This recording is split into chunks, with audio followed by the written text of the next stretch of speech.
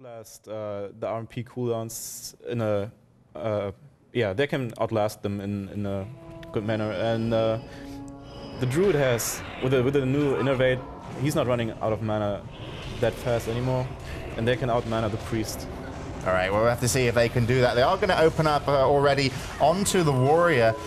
He hasn't used his trinket yet. Drops down to about half HP. He's going to be getting healed up, looking for the position. In comes actually Holy Fire, so everything's being dumped on the warrior. Finally, in comes the shield wall. No dismantle on top of that, so that's going to sit nice and pretty. There comes the spell reflex as well, mitigating just a little bit more damage. And as you said, I mean, Druid really not running out of mana, and actually Texi is at less mana from actually nuking in that situation. In comes anti-magic shield zone, yeah, to actually help out mitigate some of that damage. Rogue looking to try and reset. Let's try and get over then to another. He's actually, oh, that's really nicely played. He's actually going to be shackled, so getting owned but a little bit by Texi, but Texi is going to be swapped onto just on the other side of the pillar, dropping very, very low. RDSA wants to get back on him. There's a pet on him as well. He's going to get reasonably healed up. They're looking for a cross kill because there isn't a counter spell. Texi is completely lined to sight his whole team. Then comes a clutch fear, and that's going to keep him alive for a little bit longer. Lucky that the rogue was actually splitting the DPS and actually went on to RDSA. Nice entangle route onto the rogue. RDSA could have got away, but he walked into a kidney. In comes the penance, and the fight has been reset. Really nice clutch there by Texi to stay alive. I have to see what can be generated as the fight goes on for a little bit longer. Druid all the way at the back, quite easily healing. Fear actually on top of these two. That's going to fear away another. Another also going to be in a sheep. So really controlling this DK. Still, there comes the potential kill. Goes down to 2k, and he is going to die. And actually, Enigmz could have healed that situation. I mean, sorry, it was potentially available to heal it, but it was just too much. Still completely out of mana, and Enigmz has still a lot of mana to dish out. Another is still looking good as well. All right, so yeah, it might not be over yet. As Sean said, you know, mana in the favor. Actually, as Kajin is going to go down, and this is why I had you on the show, Sean, because you see stuff. Yeah, like a hawk. All right, so Tex is trying to drink. In comes the pet, going to put a stop to that. And this 2v2 situation, we could pretty much call it over. I mean, another in 2v2, I think he's like 2,800 rated or something on the DK playing with a Druid. And I think the DK Druid is the new 2v2 setup compared to DK Paladin, right? It's unkillable. It's simply unkillable. Well, there we go. So another, and the Nigs will... Texi is trying to get drinks off all the time. Well, he's... And the ghoul is still hitting on him every time he's sitting down for a second, so yeah, there goes Ice Block. Yeah, I don't see this going for a lot longer. I'll have to see what they can do in the situation. There's going to be a few drinks off. In comes a focus as well for a free heal. He's going to use that on a penance over to the Mage, which is obviously played by Sinks, an RMP team kind of put together by Sky WoW. And they did qualify in here by beating the rival Sky WoW team, if you can call it that. There comes MI. Unfortunately for Skies, it isn't going to be able to chain poly another anymore. Some damage going out. Skin is doing a good damage at crowd controlling the SK team, but you're never going to. There's not enough damage to re-pressure the healer of SK. Maybe he's going to try and switch over and actually kill the pet, because that's the... I mean, they should go for this. Here comes a fear. And actually, Texi didn't actually fear the Druid there. Possibly had a chance to do it, but unfortunately, he was actually in that situation. So he's just actually kind of running for his life. A Cyclone comes in on top of that Mage, switching over to another, looking for his target. Didn't drop a Death and Decay. Goes Unholy Aura. If you're spec'd into that, does that make you... do you have to be spec'd into that Unholy to be able to run faster? Or do you just run faster with it? He runs faster anyway. I think you can run faster anyway, but I'm not that fond of like DKs.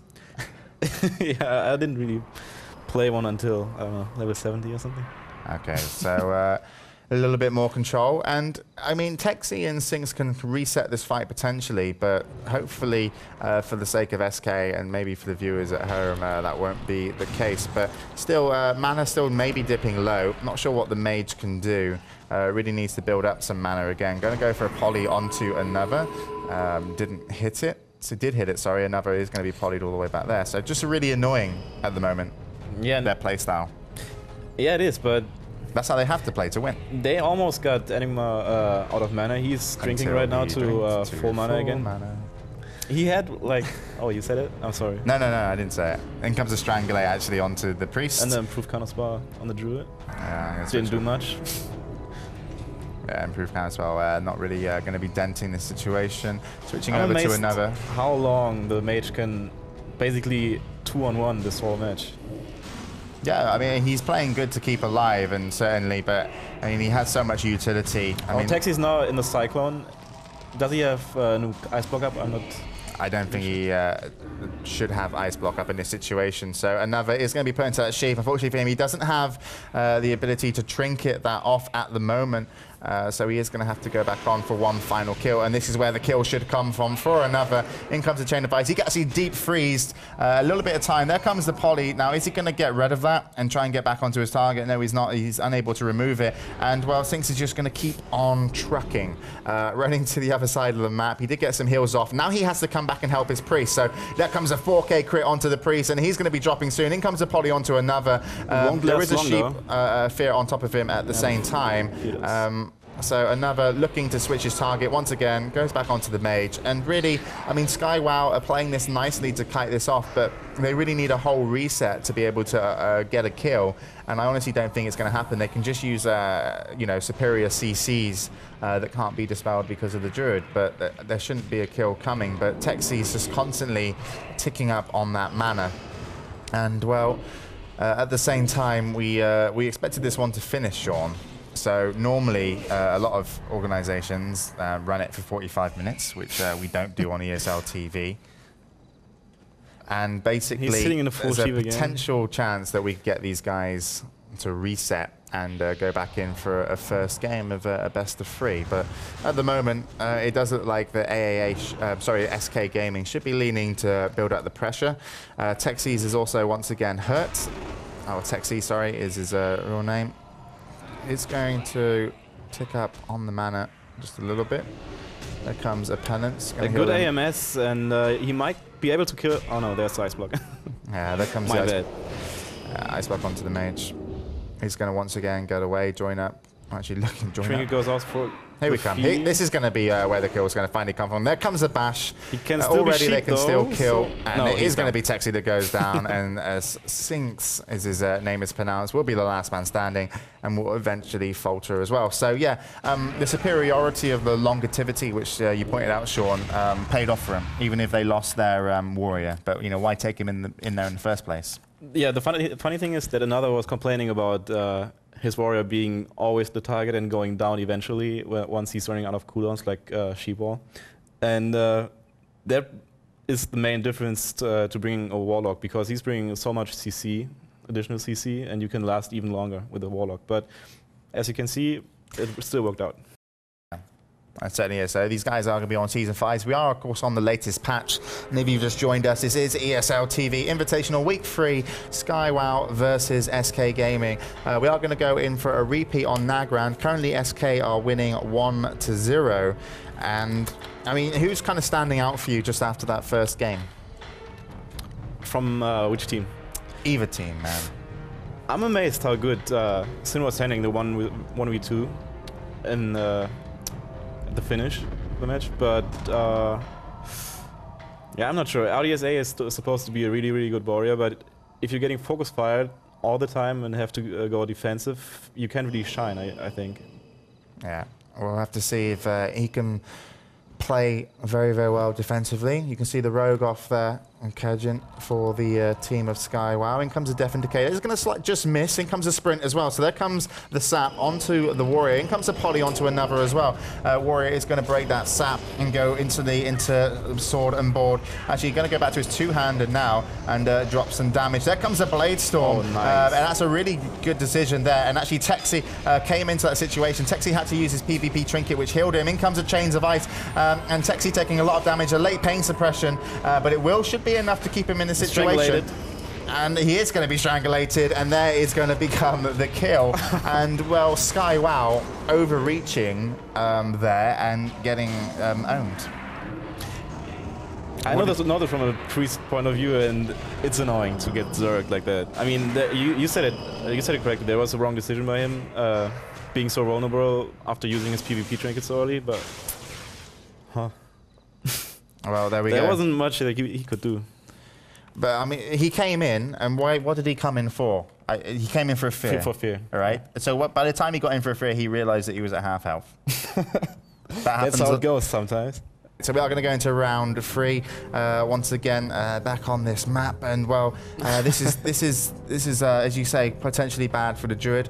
Maybe there's more fear time here for them. Obviously, you've got the warrior, which can hamstring, and you have the mage being able to cast a lot more because of the line of sight not being. I mean, he has line of sight to the druid most of the time.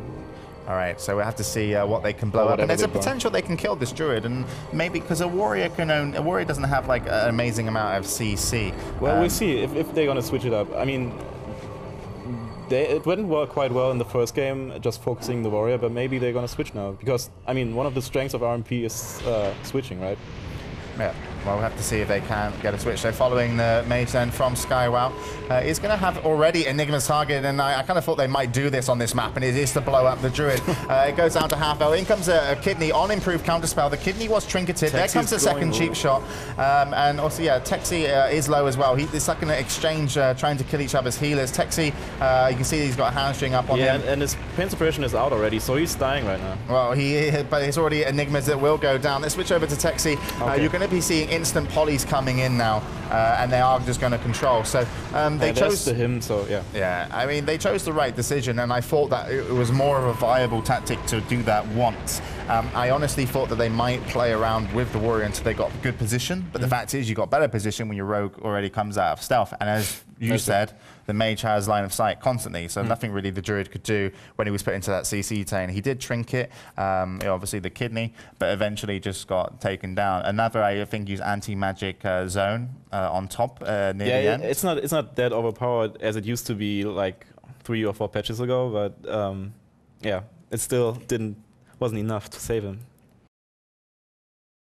So there's coming a 5th map right now, and it's kind of close.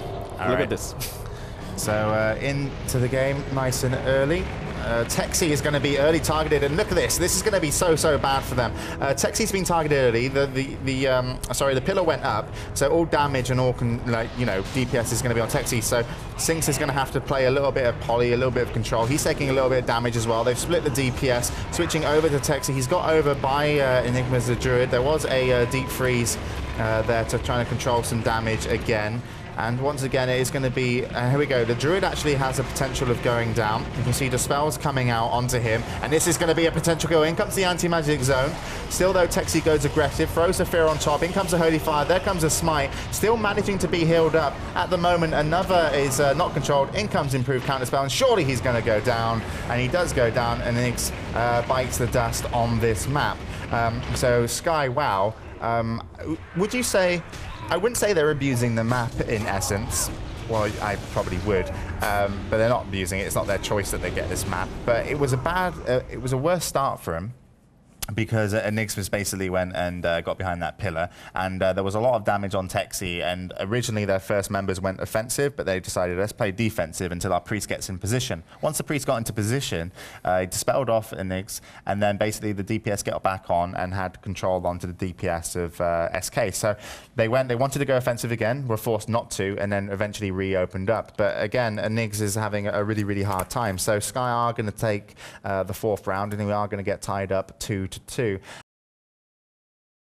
I mean, SK Gaming are going to be absolutely fuming. They're going to get Ring of Valor again. So let's see if they can turn this around. What can you do as a druid? Can you pre-hot yourself, what he's doing right now? Yeah. And what else can you do? Really? Pre-hot yourself, get behind the pillar, hope that your DK is your defense.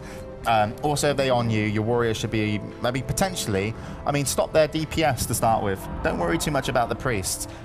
So basically, I think you should get back the warrior on the back of the rogue, and the DK handle the mage, and that would be a better way to defend your druid.